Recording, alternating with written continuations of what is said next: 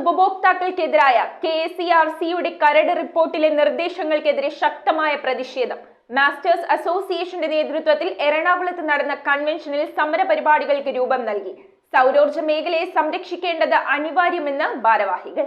2025 KSERC വൈദ്യുതി നയത്തിന്റെ കരട് റിപ്പോർട്ടിൽ സോളാർ ഉപഭോക്താക്കൾക്കും വ്യവസായത്തിനുമെതിരായ നിർദ്ദേശങ്ങൾക്കെതിരെ പ്രതിഷേധം പ്രകടിപ്പിക്കാനും സമരപരിപാടികൾക്ക് രൂപം നൽകാനുമായി മാസ്റ്റേഴ്സ് അസോസിയേഷന്റെ നേതൃത്വത്തിൽ എറണാകുളം തൃപ്പൂണിത്തുറ ജീസസ് ജനറേഷൻ സെന്ററിൽ കൺവെൻഷൻ സംഘടിപ്പിച്ചു. സോളാർ വെണ്ടർമാരുടെ കേരളത്തിലെ പ്രമുഖ സംഘടനയായ മാസ്റ്റേഴ്സ് അസോസിയേഷൻ സംസ്ഥാന പ്രസിഡന്റ് നൌഫൽ അധ്യക്ഷത വഹിച്ച ചടങ്ങിൽ സംസ്ഥാന കമ്മിറ്റി അംഗങ്ങളായ ജിഫ്രി, ടിൻസു മാത്യു എന്നിവർ സോളാർ മേഖല നേരിടുന്ന പ്രധാന പ്രശ്നങ്ങളെക്കുറിച്ച് പഠന റിപ്പോർട്ടുകൾ അവതരിപ്പിച്ചു. കേരള സംസ്ഥാന സർക്കാരിന്റെ പ്രഖ്യാപിത നയങ്ങൾക്ക് പോലും തുരങ്കം വെക്കുന്ന രീതിയിൽ ഇത്തരത്തിൽ വളരെ നിഷേധാത്മകമായിട്ടുള്ള സമീപനങ്ങളുമായി ഒരു റെഗുലേറ്ററി കമ്മീഷൻ വരുന്നു എന്ന് പറഞ്ഞാൽ കഴിഞ്ഞ സോളാറിന്റെ 10 വർഷക്കാല ചരിത്രം പരിശോധിച്ചു കഴിഞ്ഞാൽ നമുക്ക് മനസ്സിലാകും, ആദ്യമായാണ് ഇത്തരത്തിൽ തലതിരിഞ്ഞ ചില നയങ്ങൾ ഇംപ്ലിമെന്റ് ചെയ്യാൻ വേണ്ടി പോകുന്നത്. ഇതിനെ ശക്തമായി എതിർക്കുക എന്നുള്ളതും ശക്തിയുക്തമായി ഈ വാദഗതികൾ പൊളിച്ചെടുക്കുക എന്നുള്ളതും തന്നെയാണ് ഒരു അസോസിയേഷൻ എന്ന രീതിയിൽ നമ്മളിപ്പോൾ ചെയ്യേണ്ടതായി വരുന്നത്. ഇന്ന് നമ്മളിവിടെ ഉദ്ദേശിക്കുന്നതും അതുതന്നെയാണ്. സംസ്ഥാന ജനറൽ സെക്രട്ടറി JC ലിജോ, സംസ്ഥാന ട്രഷറർ രാജേഷ് പുന്നടിയിൽ എന്നിവർ സംസാരിച്ചു. സോളാർ മേഖലയെ തന്നെ തകർക്കുന്ന രീതിയിൽ KSERC ഈ മെയ് 30-ന് ഒരു റെഗുലേഷൻ കൊണ്ടുവന്നിട്ടുണ്ട്.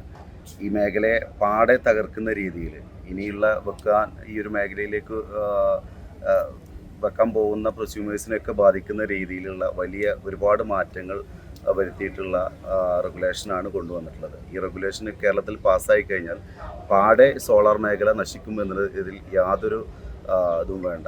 അതുപോലെ തന്നെ ഇനി പ്രൊസ്യൂമേഴ്സായിട്ടുള്ള കുറേ ആളുകളെയും ഡയറക്റ്റ് ബാധിക്കുന്ന രീതിയിലാണ് ഈ റെഗുലേഷൻ വന്നിട്ടുള്ളത്. പുതിയ കരട് വിജ്ഞാപനത്തിനകത്ത് കസ്റ്റമേഴ്സിനെ നേരിട്ട് ബാധിക്കുന്ന 3 കണ്ടീഷൻസ് ആണ് ഉള്ളത്.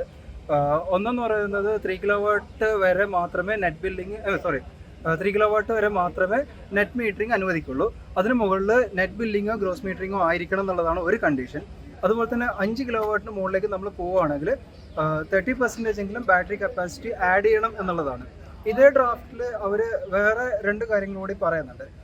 പിയർ ടു പിയറും വിർച്വൽ നെറ്റ് മീറ്ററിംഗ് എന്നൊക്കെ പറഞ്ഞിട്ട് ആളുകൾക്ക് എനർജി ഈസി ആയിട്ട് എക്സ്ചേഞ്ച് ചെയ്യാം എന്നുള്ളൊരു ഓഫർ പറയുന്നുണ്ടെങ്കിലും ഫസ്റ്റ് പാർട്ടിൽ ഈ പറഞ്ഞ 3 കിലോവാട്ടിൻ്റെയും 5 കിലോവാട്ടിൻ്റെയും ലിമിറ്റേഷൻസ് ഫോളോ ചെയ്യണം എന്നുള്ളതാണ് അവർ പറയുന്ന കാര്യം. അപ്പോൾ അങ്ങനെ ലിമിറ്റേഷൻ ഫോളോ ചെയ്യുകയാണെങ്കിൽ പിയർ ടു പിയറിൽ ആർക്കും എനർജി പ്രാക്ടിക്കലി സെല് ചെയ്യാൻ പറ്റില്ല.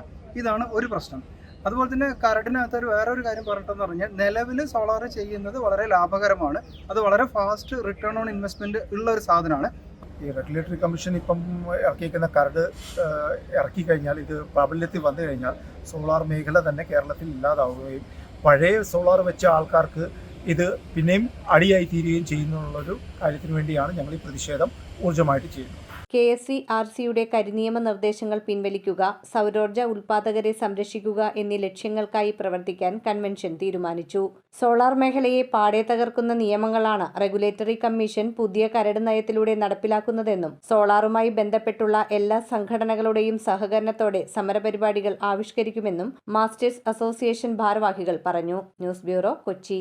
റിങ്ങുകൾ 1 ഗ്രാമിൽ തുടങ്ങുന്ന മാലകൾ, നെക്ലസുകൾ 9,000 രൂപ മുതൽ ഡയമണ്ട് നെക്ലസുകൾ 1 ലക്ഷം മുതൽ ആരംഭിക്കുന്ന വെഡിംഗ് സെറ്റുകൾ, കൂടാതെ നിങ്ങളുടെ പഴയ സ്വർണത്തിന് ഏറ്റവും ഉയർന്ന മൂല്യവും മഹാരാജ ഗോൾഡ് ആൻഡ് ഡയമണ്ട്സ്